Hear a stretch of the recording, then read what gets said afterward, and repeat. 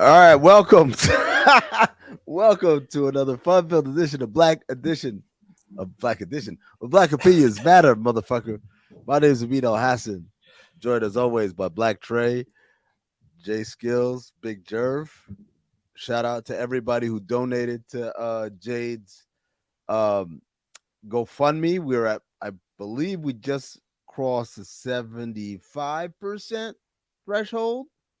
So that's great news. We want to get all the way up to 100% if we could. So again, if you haven't already, $10, $20, whatever it is, everything counts. And the link is pinned, is a pinned tweet for Count the Things' Twitter feed. We're sure we'll all run it back at some point on our own feeds or whatever. So please give if you can. Also, patreon.com/count the things. Make sure you're subscribed. You're getting this podcast in its whole entirety all at once and not waiting a whole week for bit by bit, as well as some other great content, like, for instance, the watch alongs that Zach and Maze and I do. We did Swordfish last week. That shit was fucking hilarious. Next week, I believe we're doing Never Back Down. So make sure you tapped in on that. All right. Trey, you're wearing this hat. I can't see the hat. This is literally, I'm going off of like 30 seconds of conversation that we had right before we went on air. Can you hold up the hat to the camera so I can see what that is? It says Compton Country Club. Compton Country Club. Yeah. Oh, shit. That's real? No, it's a made up. So they use the I don't even know. Trey. Trey, you're muted. Trey, you're muted. No, it's not real. We have a golf course in Compton. But it's no country club. There's nobody, like, if you want to go golf on the course, you can go golf on the course. I used to play at that golf course and they had high school. and it was literally this isn't a new golf course. Like, there's been a golf course in Compton for like years. Years. Compton used to be all white. Quit acting like this shit is new to you. Remember we watched that show. What was the name of that show? I've watched a lot of movies in my life. Listen, thanks to Snowfall, it shows why Compton became very black. But yeah, I was actually, shouts to LeJethro Jenkins, John, who golfs, right? John Nichols. He golfs, and he posted the hat. Now he's from St. Louis. So I'm like, nigga, where you get that hat from? First of all, because, like, again, every city got their own hats. Philly got the most beautiful hat. The Philadelphia Phillies. Easy, you know easy. But you already banging on the pod. Minute 3 in. But I will say, all we had is the calligraphy Eazy-E hat, right? Oh yeah, that's right. But it got slutted out to the world. I'm seeing people from everywhere across the universe wearing a Compton hat. Never been to Compton, but wearing a Compton hat. My pop has one. Shout out to your dad. Yeah. That's pretty tight. So, like, thinking about this micro ass city having such a reach and hot topic, right? But I don't feel like there's an exclusivity of, like, when I wear a Dodger hat, people think, oh, you're from LA. And it's like, no, I'm from Compton. But Compton doesn't officially have a professional team. It doesn't have any connection. And just like every other city, you know, I'm not going to say Jerv. Oh, you're from Pittsburgh. You're going to be like, no, the fuck I'm not. Right. You know what I'm saying? No, dog. So again, niggas can't say I'm from LA. I'm from Compton, California. Now, I have another hat, which is the Compton Fire Department hat. I wear that hat, but it is the stay fit type hat. It has it's elastic. Like, it has the all sizes fit all, stretchable shit. They don't have no swag on that shit, but it's a dope hat when you look at it in the front. But in the back, you're like, bro, what kind of hat is that? Is there a lot of room? Is there a lot of room in the back? No. It expands. No, it's not. It's just a no. hat. I'm saying the one you got on, is that a? This is just a snapback. Oh, it's a snapback. Okay, it's a snapback. So some white tees. back to the story. I had no hat to wear. I've been wearing all these trucker hats and different hats, just trying to stay away. I'm a Yankees fan, so sometimes I wear a Yankees hat in New York, not anywhere else. not in LA. So, not in LA. That's what that shit mean in LA. Neighborhood. Oh, It's you see what I'm saying? Like, How y'all gonna take something, the most popular hat in the world? Like, nah, this shit means something else here. What? No. That's crazy because Hey. I didn't think you didn't know. When you asked me that, I thought you was like making a joke because No, nigga, like, it's so No. known out here. Like, But that's why I love when New Yorkers are honorary about it. Like, nigga, ain't nobody gonna tell me how to wear this hat, nigga. This stuff. You know what I mean? I'm like, fine. yeah, they You got got two it. hats. Niggas got two baseball team hats for the same gang. Yeah. What's the other one? The Seattle Mariners. The Mariners. But also the Yankee joint is a Compton Crib gang. So Right. it's two different representations of it. But anyway, back to this hat. John posted this hat on Instagram. I said, nigga, where you get that hat from? So I'm hoping it's coming from the crib so I can support. Where's it come It's just from? a name. Taiwan? This nigga's from the Bay Area. Nice. It's from like Walnut Creek. Shout to him though. You know what I mean? Walnut Creek. That's that's where all the rich people live over there. Oh, But wow. anywho, Where the Warriors used to live. where the before, Warriors used to live, yeah. where they So, long story short, I see the hat, I order it. It takes like a little bit production. This is number 16 of how many he's sold. Yeah. But I posted on Twitter, and motherfuckers was like, "Hey, bro, I need to get that hat." It's a nigga from like Virginia, another nigga from like Texas, and I'm like, See, it's the same thing. It's the Easy hat all over again. Yeah, yes. Nice job, Trey. The exclusivity doesn't work, and I just have to accept that. I have to accept that. Well, really, we got to take it in our own hands. So it's funny enough. I used to make hats. I made a South Central hat that ended up getting copied a lot. But you know, like I'm from South Central, so I made the South Central in the old English font. You know what I'm saying? I was selling the bitches on Instagram and everything for like a minute. You know what I'm saying? I probably sold 150 of them hats to keep it funky, like, and niggas was be hitting you from everywhere, like, you know, most of if it's hard, it's hard. Yeah, like niggas is not caring, like, oh, LA, whatever. Like niggas see a hard item and want to cop, but it's just strange when it's not an LA nigga that's selling it, though. You know what I'm saying? Like, it's just no, hell no. Now you told me that, I'm about to start my own everything. I'm gonna watch one. Right. I'm gonna do the Tombs. I'm gonna do everything. I'm gonna have La Brea Tar Pit. I think it gets a little different when who's making the hat. If you bootleg somebody's hat and make it, like, say if I make the shit and I'm like from a real Compton nigga, right? Maybe cool. But when, like, it's a brand right now, right? Rosecrans is a long ass like street in Compton, and I'm like, I want a Rosecrans hoodie, but they don't sell it. But it's ran by a nigga that's really with the shits. Yeah. So I'm not bootlegging that.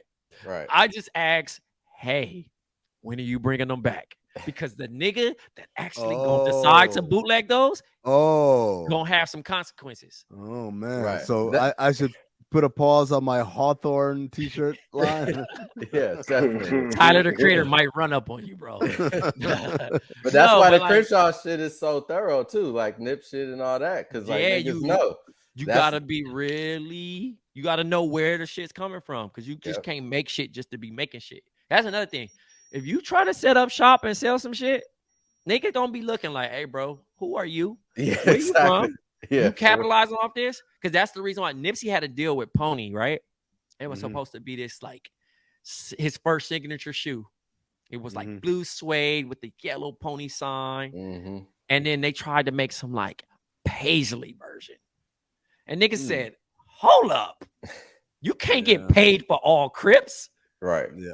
You know what I'm saying? Like, this is not that's why I laugh at Supreme and I laugh at all these companies that do the Paisley shit. And then nigga come in like it's Crip LC or Blood LLC. LC, yeah, like and the it's just like, is a trademark of you don't own that nigga, everywhere. But let it be a nigga that physically can be touched. There's a tax. Well, let it be a nigga. You know what I'm saying? Does it? Is there like a redistribution program for shit like that? I don't personally know, but I just think it's interesting because, again, that's an OG call. That's the people on the yard still making, because you know, think about it. That's why, you know, I ain't gonna say who's saying, but that's why celebrities pay tax when it comes to that shit. Because again, you're not only paying for protection, but now you're paying for community. You know what I mean? So it's like, But- cool. and- You said that on the record. Great. But Yeah. this nigga got arrested. This person died, and you can't publicly say it. So, because we know, because they not listen. This is the thing about LA gangbanger / businessmen. They know that the celeb is not going to commit a crime while claiming this. It's free promotion, but it also, you know what? The number one artist or the most popular artists are gangster rappers. And when you benefit off the art, you gotta pay. But see, the other thing, Trey, hold on real quick with me. The other thing is that niggas only do that to niggas. And that's been part of the whole, Of course. you know, mob ties, whatever conversation. Like, niggas only press niggas. The white companies is making a killing doing the same shit because they're co-opting the Paisley and other things to represent that. You know what I'm saying? This is supposed to be like, you see, we fuck with the cool shit. Bro, we're into some edgy shit. New Era has a fucking Paisley shit next to like the Cardinals.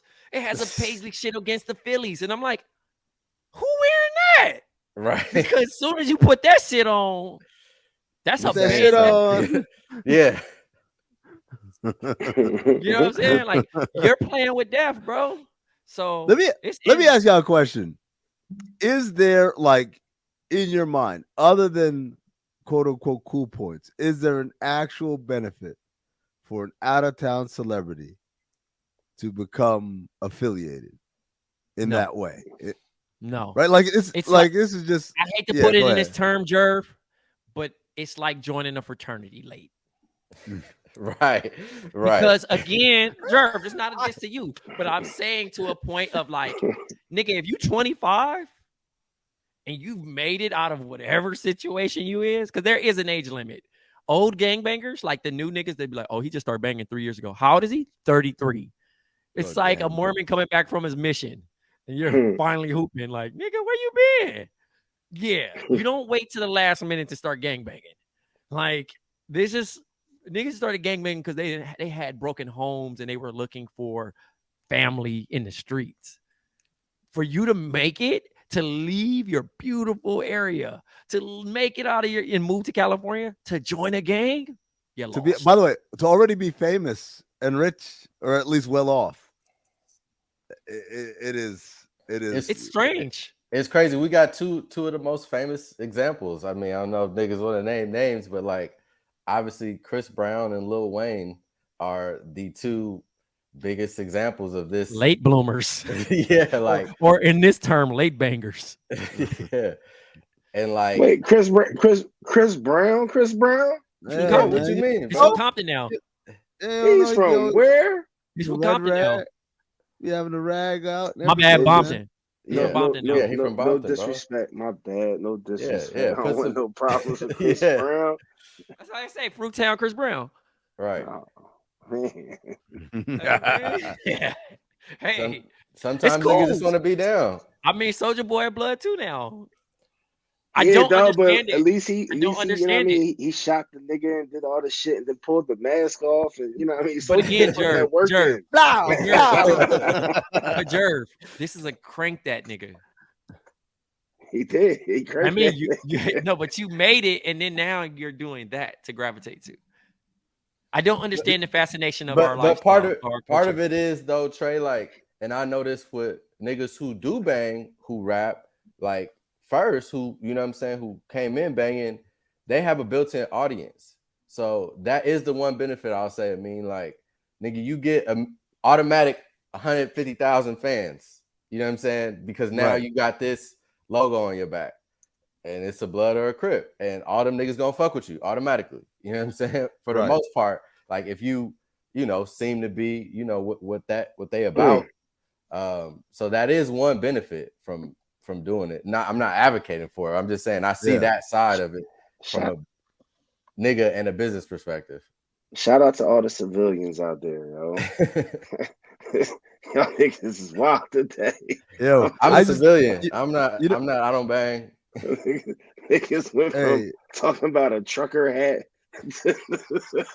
I'm just affiliated. I know all these niggas from, you know what I'm saying, growing up in LA. So you know all of the ins and outs of shit almost to a degree you don't even want to know. You know what I'm saying? Like just being want to know. I don't even want to know this shit. Yeah. It's like old dude on Snowfall, the little square nigga that go to Einstein. Ghetto nerd. Exactly. Like that nigga ain't supposed to be having a gun up in the spot, but he there with everybody else. Yo, the funniest shit is I just thought about like the idea of somebody wanting this, and the niggas being like, nah. Like your application's been denied. It's well, like, the reason why they won't deny it, the only way it would be denied if you they milk you, right? If you got paperwork. Mm-hmm. If you're attached to paperwork, nobody touching you. Paperwork for those is ranting, right? Yes. Okay.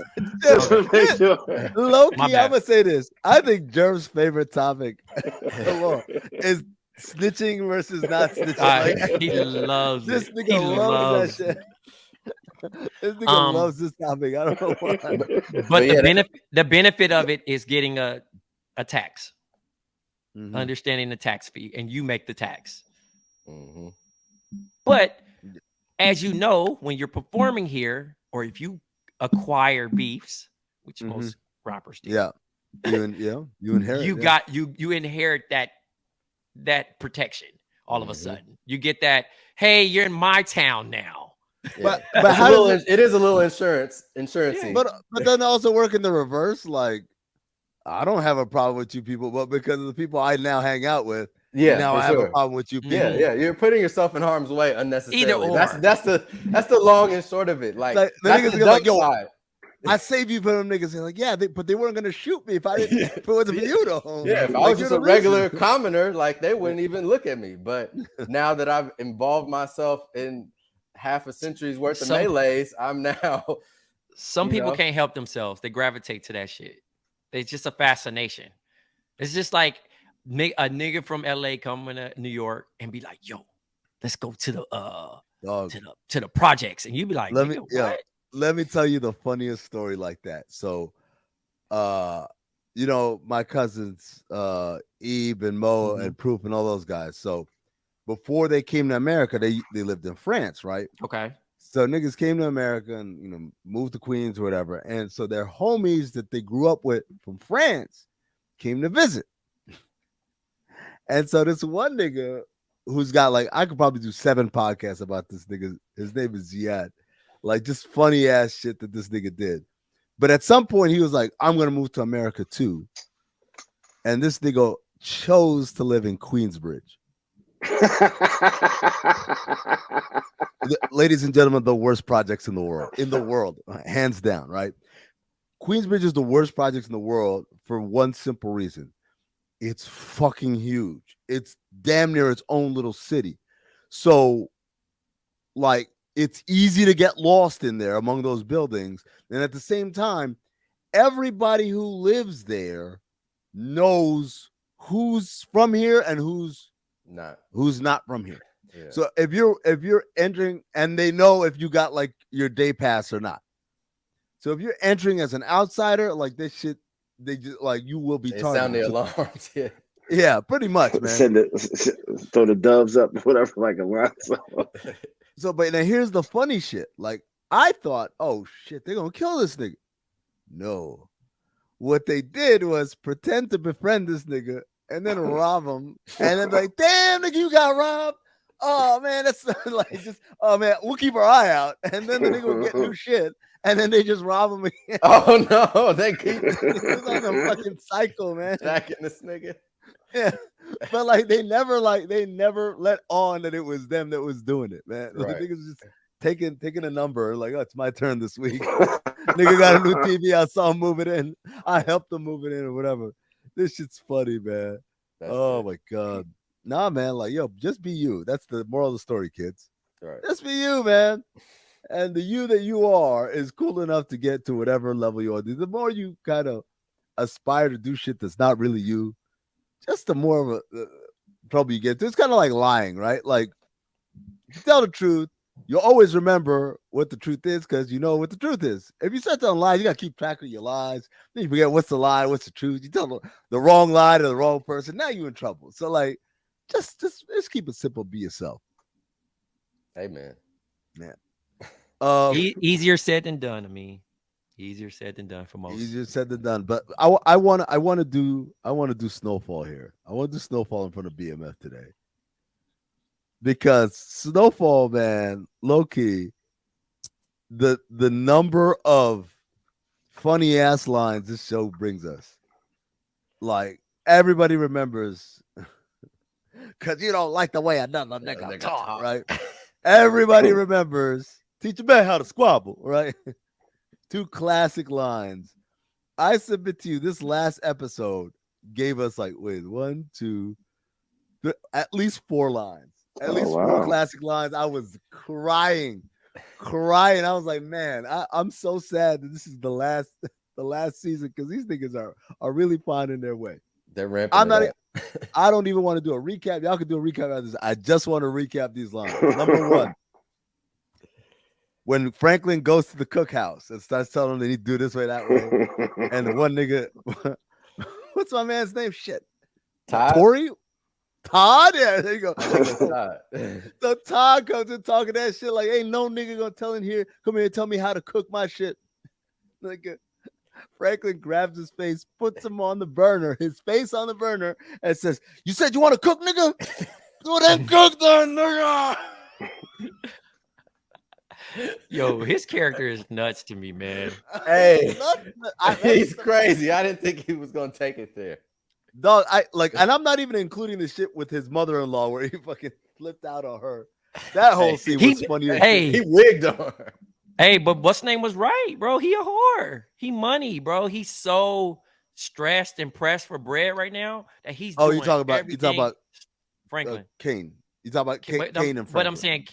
But I'm saying Kane telling him like, you know, basically like he a whore and what he do for me is the bread. Like bring money. This nigga is. He losing the fundamentals of what got him to where he was at. Now Franklin. He getting to the point of like, hell yeah, he moving like Dion at this point. He moving so reckless, nigga. The fact that we got Franklin cooking up crack again, right? That like, ain't come on, bro. That's 5 steps back. Consultancy, man. He's going through his making. You know what he's doing? You gotta let the niggas know how to cook. No. Exactly. I'm gonna tell you what he's doing. He's turning this shit into McDonald's. Ain't no McDonald's do whatever the fuck they want and how they make a Big Mac. It's made in a specific way. So he's going through to the franchises and making sure y'all are sticking to the plan. Like now, should he be hands-on? Should he be hands-on with that shit? No, probably not. But he done ran away. Not during the war. He done ran away all the niggas who used to do that shit for him. Who does he have? Right? Like Leon out the game. Unc and Louis are trying to kill him now. Dion ain't trying to hear that shit. Like, nigga, like that's where he's at. He doesn't have the inner circle of people to spread the gospel that they learned from the Bay Area or whatever. So now the niggas got to do a hands-on. I got it. But yeah, he is desperate. Like that nigga is desperate as shit.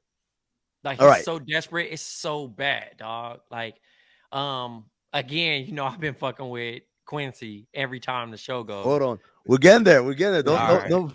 Next line that Abby dying was when they tried to pull the hit off on him, and them niggas in the kitchen and they grabbed the shotgun and they shoot it. And fucking Todd came in and the waiter, Todd, shot that nigga in the head. Because Todd is such a no disrespect if your name is Todd in real life, but it's such a bitch nigga name. Not like, and that's why I remembered his name when you was looking for it earlier. I was like, when he shot that nigga, he yelled that shit crazy. Todd? Like pointed at the nigga. This nigga was simultaneously surprised and disgusted. Like, oh, this nigga. Like, but niggas like you didn't bro that nigga face. Like Tasha should have had a mask on. Niggas ain't wear masks back then. Niggas just ran up in the cribs with no mask on. He had the abrasion. He was not trying to get in the way of the healing process. He wanted to heal properly. The Neosporin. You see, I get some Neosporin aloe. needs to breathe. Yeah. Right. Aloe, hook that shit right up. Number right. 3, Dion, what is it? Leon here, and he said, "What Malcolm X won now?" Yo, so can we bossa nova? Yeah. Oh shit! Oh, All right, here we yes. go. So, and we're back. All right, we're back. So yeah, call that nigga Malcolm X. Hilarious. All right, number 2. Number 2 and number 1 are both in the same conversation, but they're separated by a little bit of time. But part of what makes it funny to me, and listeners of Cinephobe will know this, one of the things that I think is the funniest shit ever is whenever you hear the voice, but you don't see the nigga talking. The nigga's a disembodied voice to me is one of the funniest shit in the world. So in the scene, Leon and Wanda is sitting outside. Big D's on the other side of the yard. He's lifting weights. Leon and Wanda are sitting and they're just talking about how hard the shit is. They didn't expect it to be like this or whatever. And in the background, you hear this nigga Dion talking shit. And the one line he says is, Yes. That's your wife now, nigga? You wife the community pussy. But it's so far in the background. Like, you have to really listen. I missed that. You Listen, safe. all right, that's the best part. Listen, I rewinded this part 2 times. I mean, bro, that was the best part of the episode by far. And the shit he says after is even more in the that's background. Number 1. And number it's 1. The even more killer line. I was like, did they just say that off camera? I was like, what the number fuck? 1 scene. The number 1 scene, Jason. I done beat that shit so many times. That shit probably dry as hell right now. Yeah. Because the whole thing was, yo, you got to understand what makes it funny is the relationship between Dion and Leon coming back, where Lee comes back and Dion is like, yo, shit has changed. And Lee's kind of like not quite getting it. And then they, start talking about the lights or whatever. And every conversation you realize it gets a little bit more disrespectful. It says, hey man, as long as you stay in your lane and all that shit, and like the lights, I gotta protect my people, Like it gets a little bit more disrespectful. He calls that nigga Malcolm X, not to his face, but still that's like another level, like what the fuck this nigga want. And then like the final steps are saying this nigga wife community pussy and then saying he beat the shit out of that. He said that shit probably dry as hell right now. I fucking lost it. So when he shoots out the lights for the second time and Leon comes out with his shirt off, I was like, oh shit. Like what's the old Method Man line? I stands on the sands and I can't stands no more. Yo, man, that shit was a great scene. Although I don't know if Leon would have whooped Big D's ass, man. I'm just throwing this out there. Bro, that without was fighting dirty. That was the Craig and Debo scene. Debo basically. Fight. That's all it was. It was just That's the all same I Debo. Yeah, I was like, I called that nigga immediately. Like, man, you let that nigga whoop your ass. He's like, man, bro, look, man, but, he already knew. He didn't kill him. No, of course not. But I think that's why Leon gonna get killed by that nigga. Yeah. I mean, like Leon just found his death certificate. Yeah, that was dumb. But that's why I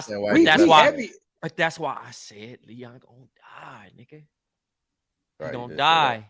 Cause he out here trying to be peacemaker. He out here trying like the world, the gang. That nigga trying to be Malcolm X. He ain't been in Africa too long. He trying to change the world, nigga. And the world ain't changed. You ain't no bigger than the program, nigga. The show goes on. Right.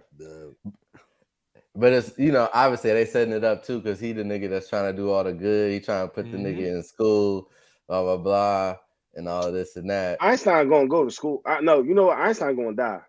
No, that nigga going to jail. He gonna be the nigga that end up going to jail. Nah, all them niggas gonna die, bro. All of them. Somebody going to jail. He got drive-by written all over him, yo.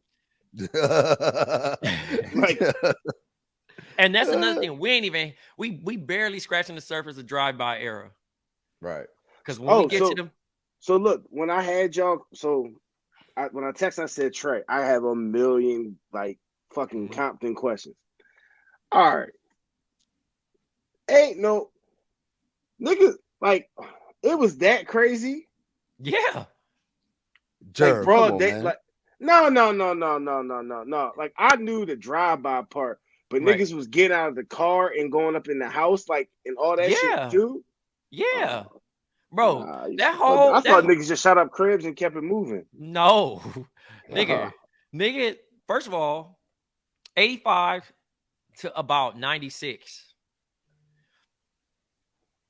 Red or blue. That's it.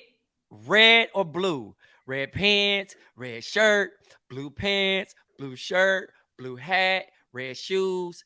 Anything like that, niggas are shooting kids, people, old Damn. people, Damn. like public events, like that whole New Jack City shit when the wedding shit. That shit, Menace to Society Kane shit, going down the wrong street, killing the wrong people. Like, nigga, Like, that shit bro, was I experienced it in two different ways, like a few actually, but two that stick out in terms of what you talking about, Jerv. So my dad worked at Inglewood Park Cemetery, bro. He would tell me about so many times that niggas would be shooting up funerals, dog. Like, Damn. niggas shot up funerals for years, dog. Like, it's a popular thing that happens a lot. Personal note. I didn't go to my dad's own funeral because of that. Damn. Yeah, bro. At 9 because of that. It was like a real risk. It was a real risk. High risk, bro. They were more likely to shoot you at the funeral, honestly, because they knew that's where everybody was gonna be. So it's like that's one of the few meetings that niggas know they can get you at, because you gonna be there. You know what I'm saying? That's your boy, you gonna be there. So that's when niggas will come and get you. And yeah, man. And then so the other thing, I went to Verbum Day, which is in Watts, which shares a wall with the Nickerson Gardens, which is like a popular, famous housing project in LA. I assume it's probably like Queensbridge, but it's a bunch of Bloods in there. Them niggas, and that's probably what this area is made to look like a little bit too. That's in Snowfall where these niggas is at.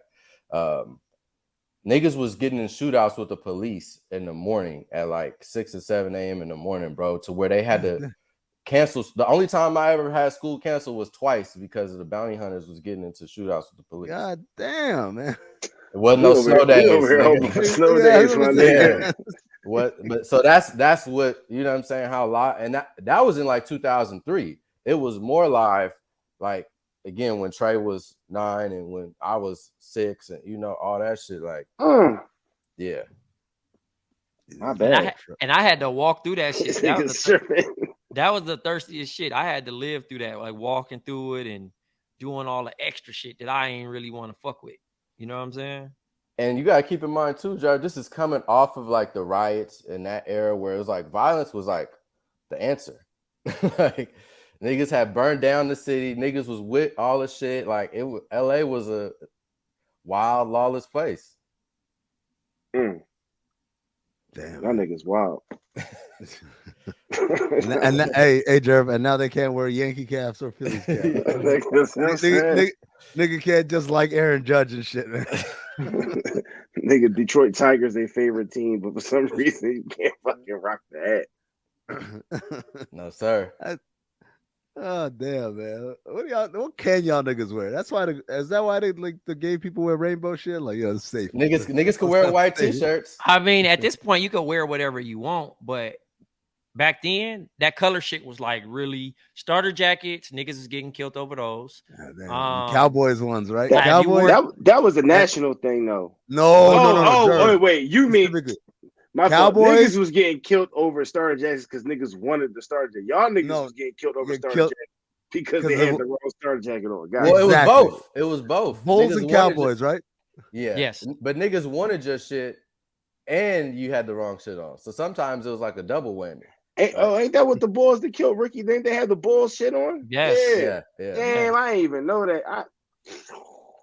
You gotta go. Like I said, if you go back and watch Boys in the Hood, when niggas like, where y'all coming from? Niggas say Compton. Like, nigga, you out of bounds.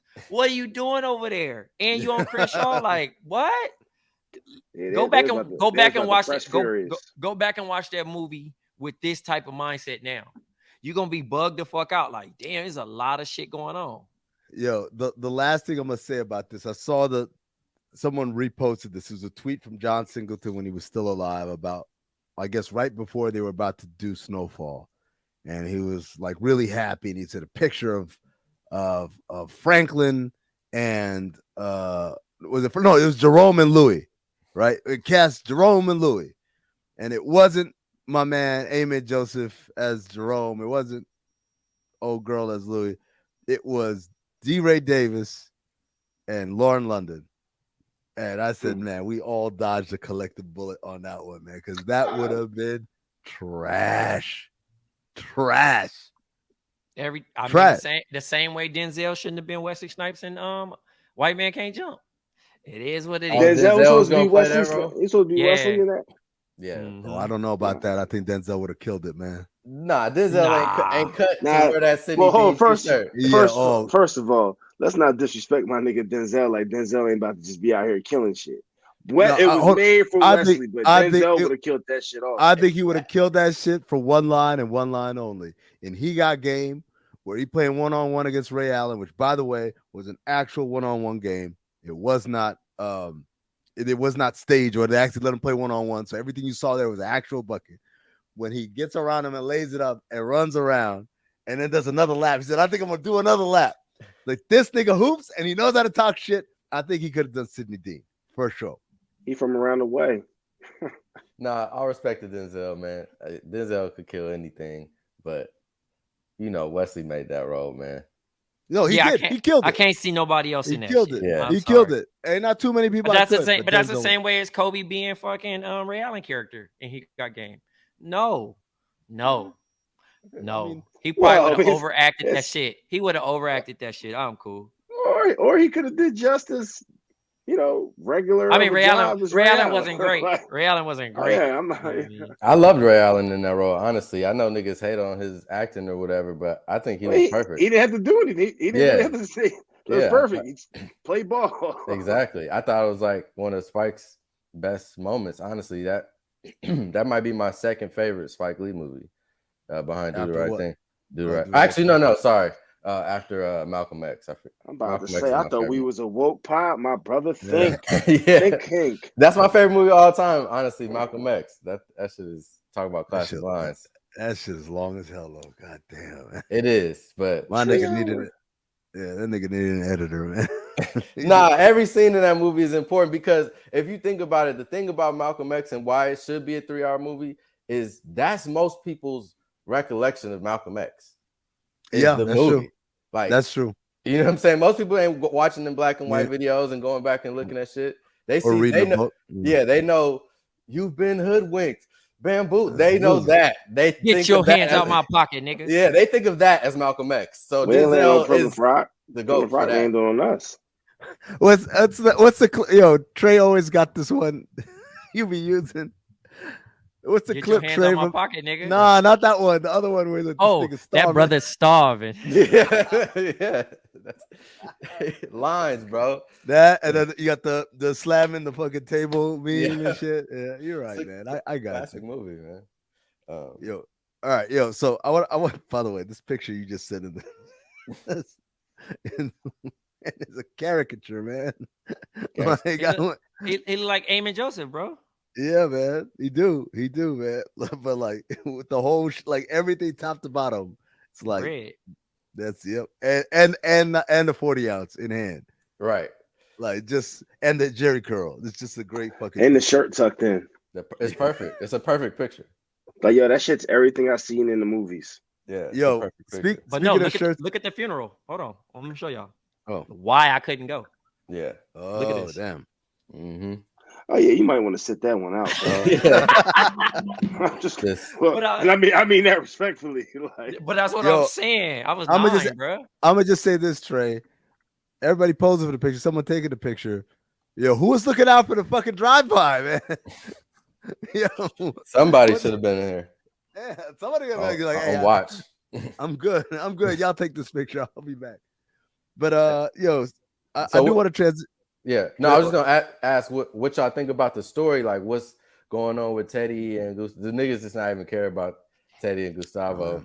Yeah, Is that the worst secondary storyline in any show ever? I think they've lost niggas. It's not the worst. It's not bad. It's just I don't care, man. Nobody cares about it though. Like I don't really nobody. care. Just nobody that watches the show cares about that part. Like I'm here for Dion scenes now and fucking Jerome, and just I want and Franklin losing his shit. That's what I'm here for.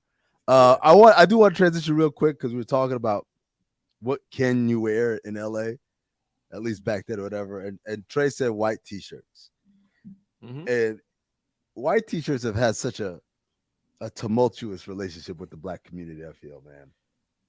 Because at one point, a crispy white t-shirt was club material. Like you could go and live your life to the utmost fullest.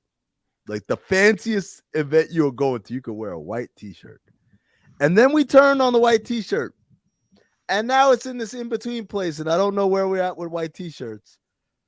Trey, you asked a question in the chat. How often do you buy new white t-shirts, or what's the question? Like more so like, do you wash them? Do you keep them? Yeah. Are they like one wears? Are they two wears? What's the quality of the white tee? Because again, the white tee is forever. I don't care how much money I make. I don't care what I do, what establishment. I'm always going to wear a white tee. It is the old faithful. But again, culturally, white men, they wear the Hanes tees under their dress shirts or whatever, and then they do that. I still like Hanes tees, but I wear it as a actual shirt. A going out shirt, yeah. You feel me? V-necks. So I wear the V-necks, them white V-necks, man. So like at the end of the day, V-necks, that's nasty work right there. Bro. I can't do the V-neck. No, not the deep one. I'm not fucking LL Cool J. I'm just saying like instead of a round neck here, a little V, man. I feel like that was a cardinal sin against the white tee community. Yeah. I can't do the V-neck. I think you make a great point, Amin. Like I feel like why have we forsaken the white t-shirt? What did the white t-shirt do to us? Like all it did was give us some of the best times in our lives. Niggas got revisionist history. We gonna act like we don't remember how egregious we got with white tee. No, we took it too far. We expanded the white tee universe 8X white tees into phase 4 or 5 when it should have just died at about 2 or 3. You know, we were layering our white tees, white tees with other at t-shirts. a white tee under a white tee was crazy. It needed a break, though. We had a 2X over a 2X tall. I definitely went to 7X at one point, my senior year, 2003. No, come on, Trey. Come on. Hey, I don't under the white tee. I don't know why I thought that shit was cool, tee, Jerv. yeah. Jerv, I was pretty lost, man. I went through a couple phases where I was lost, right? Where I thought the larger my tee gets, the cooler it was. My pants, first of all, y'all know me. I've never been able to fit a size 40 pair of jeans. Now think about this. This is 2002, 2003, size 40 jeans. And my white tee, listen, my white tee originally started at 2X tall. Now, my basketball jerseys were size 56. That's long as hell. That's 2X plus length. Then, all of a sudden, I'm like, let's go bigger. I went to 3X tall. Then it was niggas seeing me with the 3X tall and was outsizing me. So niggas is walking around. It was a contest. So I'm like, nigga, hold on. This nigga, hey, what's size T? The nigga say, were you going tall? Were you going big size on the fitted as well? Yeah, size 8. Oh, size God, 8. this nigga was egregious. Size 8. The shit was so roomy. Like, the shit was so roomy, I can go like this. Biggest size of everything you have in the store. Hey, you know how those when Buddy Love shrinked after the serum? Yeah. That's how I was looking at most of my clothes. Like, now listen, I'm swimming in your clothes. 6'1", 145 pounds, wearing size 40 jeans, wearing 2X tall tees, and to a point where it got to a point where I was like, all right, I'm wearing a 7X. And when I wore the 7X, the sleeve went down to here, like mid forearm. This thing had a long sleeve shirt. And then it went down to my knees. And in the back pocket of my pants, I had a wave brush, I had a do-rag, and my shirt was so long that I would have to lift up my shirt to grab my brush. Yeah, like a dress. Yeah. My nigga, if I'd have seen you walking on the street, I swear on everything, I'd have been like, oh, this nigga's a jerk. He was like a fucking But wait, Jerv, what about that on top of jersey culture was hitting around the same time, and niggas would have the white tee or multiple under the super big jersey.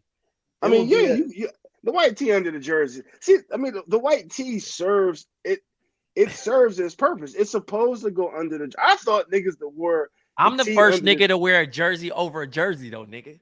Yeah, well, you did send that. He sent it. I just sent it in the chat. Jerseys on. I had nigga authentic. Look, I got a jersey on top of a jersey, and my dumb ass thinking. And look, you see the sleeves? That's a 7X, nigga. Damn, look at the sleeves. I thought that shit was a long sleeve shirt. That nigga just, he got another jersey on. So you got a long sleeve under it, right? That's Lamar Odom, and what's the other jersey? Please don't tell me you got two Lamar Odom. So I got a Q Rich, Quentin Richardson. Yeah, I got a Q Rich over the Lamar Odom, both authentics, with a size 3XT. I mean 7XT. See the sleeves past my elbows, and then I got on some size 40 jeans. So that means I have to triple loop the shit to make it fit. See what I mean? And then I got some. Hold on, you running the belt around? Yeah, like it's. He has to have a belt, nigga. I'm 145 pounds, and my waist was 31. He got that shit looped around 3 times, nigga. What size is the belt? Equator? Well, yeah, let's just for it to work though. I mean, this is the thing. I had to go, and y'all niggas gonna relate, maybe not, right? You get the belt. And I used to buy like the dope belts. Like I'd be like, "Oh, this belt dope." Not looking at the size. I didn't know. Shower, wasn't you? But yeah, of course. At the time, yeah. So I didn't. I mean, I never checked. I never checked the size of the belts. I would just buy the belts. So I would get a fucking knife, heat it on the stove, and then make my own hole. Little belt hole. Yeah. I used to. Have and I did that. Yeah, for sure. So to make my size 40s fit, that shit would look like it was crisscrossing. It was so like it was too much jean. It was so scrunched up, but I would hide it under my jersey and t-shirt, so you wouldn't even know what's going on. Trey, I used to hit niggas with the phone show with the belt. So I would always. Yeah. So I would have my i730 or whatever it was, or the Sidekick, or both. If you have both. And had that showing, and then you could see the front part of my belt, and then the rest of my shirt was down. So Jerv would have really called me a jerk because I had a black two-way pager, a platinum two-way pager, and a Motorola StarTAC on my hip. Why? Why? Because that's what niggas do. And that shit was so balling. Like kids don't have swag like that. But that's what I'm saying. I was living whatever I seen on TV, bro, because I just didn't know. I had no guidance. The dog tag chain, Trey. Everybody had the dog tag chain. I had one of them Jones. I'm gonna tell y'all right now though. Let me say something.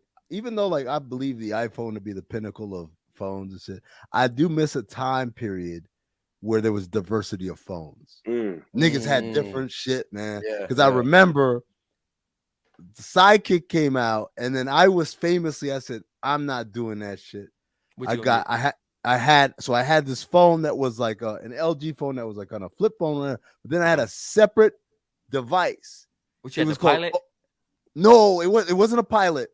It was a clamshell, and it had a full keyboard, but it was like the operating system was better than what a Sidekick had. Okay, like it had all the different chats and all that shit. I was like, oh, y'all niggas tripping. And I remember Singular was the only company that had it out. Shout out to Singular Wireless. Shout out to Singular Wireless. So again, I held niggas down for a minute. Oh, nigga. Held niggas down for a minute. I had 2 of them shits, man. I had the one phone over here, which is a Sprint PCS, and then I had the other one was a Singular fucking communicator or whatever here, and 2 of this shits on the hip, and motherfuckers was like, "What's that shit?" Like, "Oh, don't worry about it." And nigga was sent out. Niggas set up on this. Oh man, that was a time, man. I miss it. I miss those days where you would see a phone like, "Yo, what is that?" And niggas would like tell you, "Oh, and this shit does this." My nigga, I went through all. I had a cousin that worked at UPS, right? I ain't gonna say his name, but the nigga would steal all the phones and sell them, right? And damn, all the phones. So here's the thing. So Jason saying the i730, I was the nigga with the NASCAR i736 selling them for $250 a pop. I would buy them from my cousin for $100, right? Sell them for $250. Then I had all the sidekicks. I had a sidekick situation going on where you report it stolen, they send it, SIM card, this, that, and the third. Sell that for $250. Then the Nokia Engage. Oh, the Engage. The Engage had games. I was selling that. Then the Palm Pilot. Then we got the BlackBerry. Bro, I was damn near black and blue in the hood for a minute. I got bro. the hookup. All the phone. You ask DZ, every nigga got their first Nextel from me. That's crazy. First one. Niggas used to really be selling phones back in the day. Like that was a big economy in the hood. But, I sold ringtone packages, Jay. Oh, nigga, I used to sell ringtones. I would chop up the little shit on the app or whatever the app was on your computer, nigga, and nigga, you want to get 50 cent on your shit, nigga, $5 or whatever, you know what I'm saying? Give me your phone for the night, and I'll bring it back in the morning. Think about that. That's crazy. Give you your phone for the night. Niggas can't give you. Hey, think about that, Amin. No, because nigga, the landline was still king. So a nigga can be like, hey, your phone ready, come pick it up. Exactly. Me and Dave Free, who is the co-founder of PG Lang. DJ Dave at the time was a DJ in Gardena. This nigga was doing ringtones with me. So he would go to Gardena, we would go to Westchester, we would go to Compton, we'd go all these schools, offer a package. And if it was like certain thing, I remember Read Your Mind by Avant, nigga. Niggas over there, I want this part to be on the ringtone. So I cut it. I'd be like, yo, Dave, how many phones we got today? Nigga, we were making like $600, $700 off ringtones. Yeah, ringtones was a big business back then. That shit was such a crazy business. With burning CDs, with all that shit, it was a really popping little industry. Had my man TD Tone. I was gonna say shout out to Miss Diddy. I met her when she was working at the Singular store downtown back in the day. Man, that shit was crazy because I had just got my i730 and I was trying to holler, but she wasn't fucking with me like that. Ogo, that was the name of the shit. The Ogo. What is it? Let me see if I can. The Ogo. OGO. See, I ain't even get hip to that. See, we missed it out. That nigga probably got the one joint that Kelly Rowland was texting Excel. The first shit that came up is an article from 2005. At Singular, the Ogo is a no-go. Singular Wireless has stopped selling the Ogo. The BlackBerry like wireless head. Did you drop to your knees in the parking lot and say no? I remember. Yo, hold on. Here, the worst decision I ever did was the Sprint. The fucking pocket Palm Pilot shit. That's the worst shit I ever did. I had a Palm Pilot for work for a little bit. I was literally 20 years old trying to be on talking about my grown man shit. Man, that shit had the worst service. It had everything. You take the pen out and you just motherfuckers would lose the pen. I was getting numbers that way. Nah, man, that shit was like. Cause here's the thing: all the hoes wanted someone with a sidekick. They weren't impressed by that shit, man. The bitches had razors, and the niggas had sidekicks. Razors took over. Took over. That was another. All the chicks had razors for sure. I never got into the razor. We had BMF. Yep. Speaking of fucking razors, man. Shit, this show is fucking cutting me. It's fucking cutting me. I've never felt as much relief in my life over one more episode to go. Thank God, man. Take me out the chat, man. Yeah. Take me out the fucking chat. What are they even doing anymore? First off, we witness history. I don't even know if y'all realize we witness history. What's that? In the history of us watching niggas get it in on television, we ain't never seen a nigga put a condom on. Shout out to Big Meech, Paul. I don't even want to remember that scene, but go ahead, Jerv. Thank you for paying attention to the comment. Yo, my ass is so dumb. I was like, why is this belt hanging out like that? Oh my God, sick ass bitch.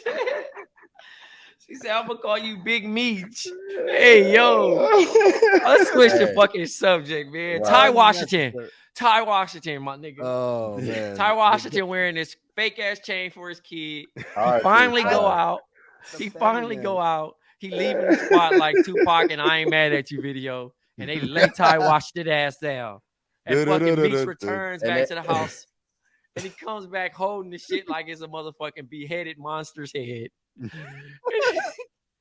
out of all the things to return, he comes back with that fake ass with the chain. for the fake. kids. Well, he kept the real one. That was was Yeah, that he had Magic City they were at? Yeah, it was Magic City. Okay. But it was a fake chain, but it was the fake chain and the real chain combined. And this was all the setup for one of the worst acting performances I've ever seen recorded on digital or film. Oh, they were She on bounced. her. She bounced back. Fuck She you. bounced back. Yeah, she bounced back. On She was what? upset. She was upset, and then she went through her emotions real quick, and then she was like, "Yo, just get No, the but the niggas acting Like stunt. Hold on. Jer, her whole emotional resonance in every single moment was terrible, bro. It was like line reading Hi. with the fucking Ty, why? Why, Ty? brick Why would you do wall. this? Yes. Then she Like, slapped him. And then my favorite part was she grabbed the chain and went just again, just Damn, mushed it in her own face. Every Sick moment ass. was worse than the last. It was so bad, dude. Like I love how they tried to. They went back to the TV aids. Oh yeah. Oh, but like oh Monique's yeah, sister. with Monique's sister. They do the leprosy and shit. They be Yeah. doing way too much. Right, we Yeah. too far advanced for that, man, to make that shit look like that.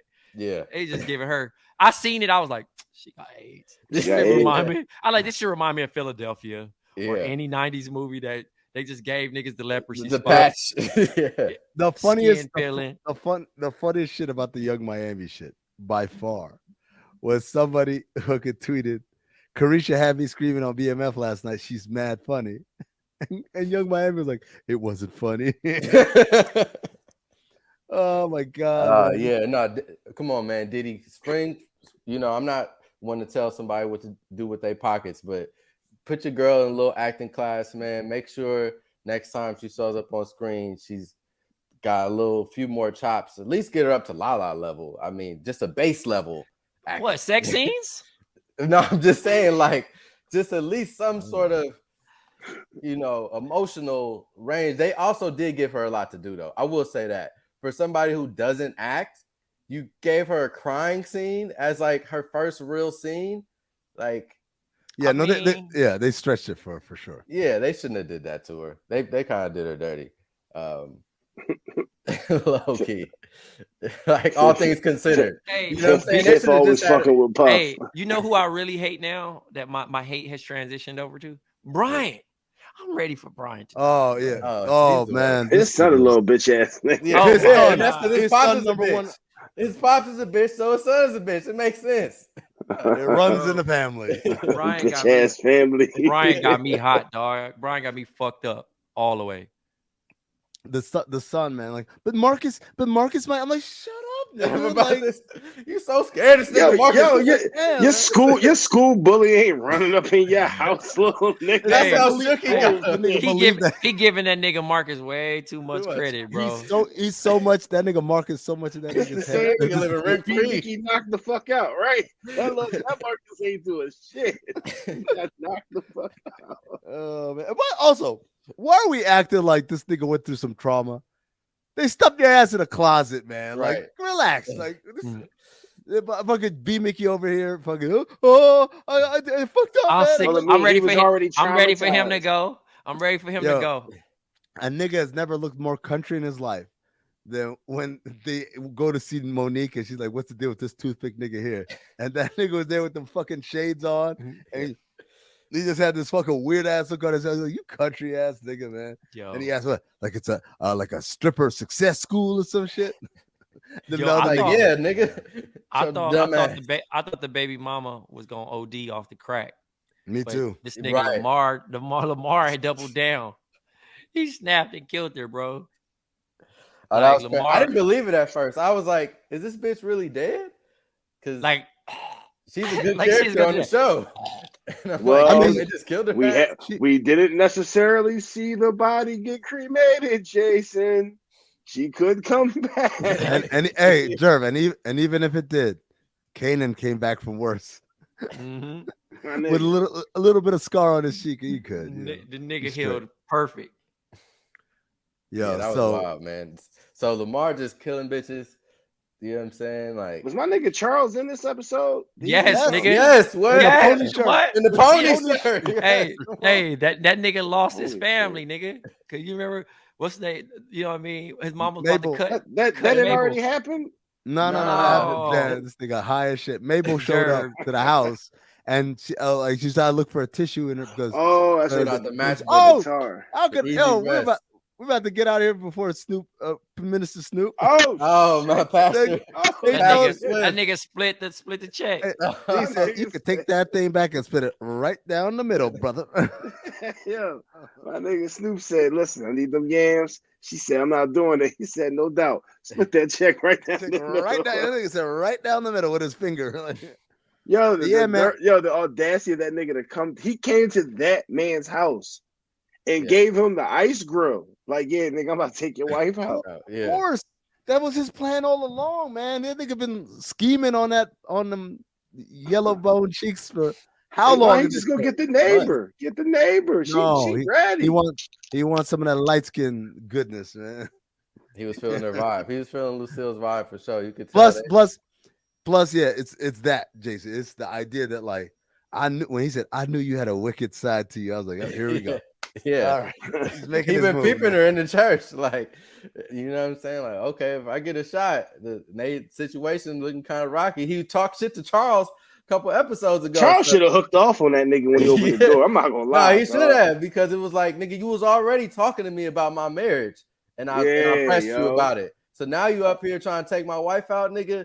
Nah, fuck that. Charles a bitch ass nigga. Yeah, dog. that was some bitch ass shit by Charles by not sticking up for his marriage and himself in that moment. Nigga, you just gonna let this nigga fucking run off with your wife? She ran off with the plug. Yeah, come on, man. But yeah, he got jammed up something terrible when old girl pulled out the matchbook.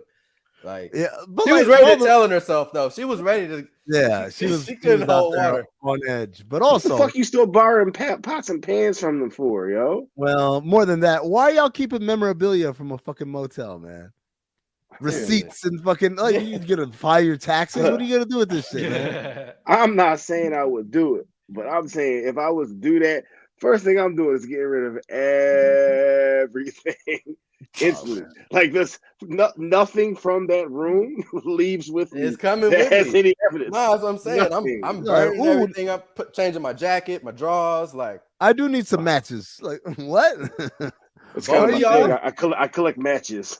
I think it was funny because like they tried to make it seem like they had the irony set up, like, you know, a woman's intuition, and then they zoom in. And it was like, Bitch, you ain't got no intuition. yeah, man, fuck Right. out of You here. was on your It's you was on evidence. your knees. You was Then on we- your knees to the woman that was fucking your man. Then we got the sister. I mean, the little sister. All of a sudden, Daddy, just go. Yeah. Just go. You already made it worse. This is the shit I was gonna ask, because we know that the B Mickey character is based on a real person, but the real Mhm. person wasn't a snitch and did do all this bitch ass shit. I don't know why they picked that nigga. For like, so I asked this question again. I think I asked it earlier this season. I don't remember. Did their daddy cheat on their mom for real?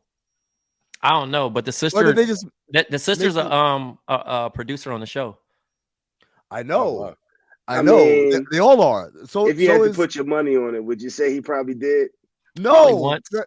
no, Jerv. This is the part. The more I watch, the more I think this nigga didn't cheat on their mom, man. They just fucking like were salty about this nigga hating on them.